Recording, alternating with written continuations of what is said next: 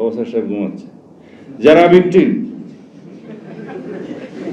না ঘুম আমারও পায়, যেহেতু অধ্যাদেশগুলো 30 দিনের ভিতরে পার্লামেন্ট বসার 30 দিনের ভিতরে পাশ করার বিষয় ছিল, সেগুলো তখন সবগুলো করা যায়নি।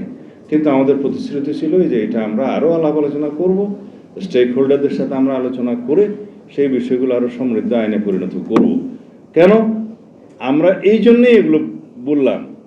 কিছু কিছু অধ্যাদেশ দেখেছি যে কিছু কিছু ব্যক্তির শুধু কর্মসংস্থানের জন্য কমিশন করা হয়েছে, যে তাদেরকে এখানে বসানো হবে, সেজন্য একটা কমিশন করা হলো।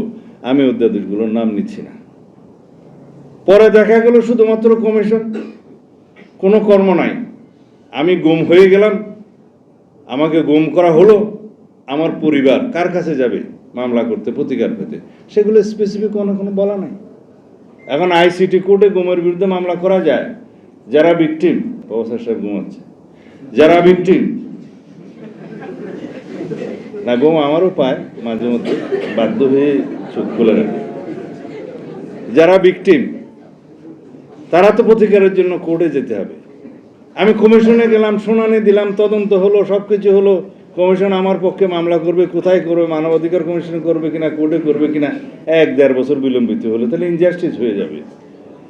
গুমের বিভিন্ন রকমের ডেফিনিশন বিভিন্নভাবে করতে হবে। যেমন একটা হচ্ছে সিস্টেমেটিক ভাবে রাষ্ট্রীয় যন্ত্রের মাধ্যমে যাদেরকে গুম করা হলো, সেটার বিচার হচ্ছে আইসিটি কোর্টে। সেই আইনটি সেইভাবে সংশোধন করা হয়েছে।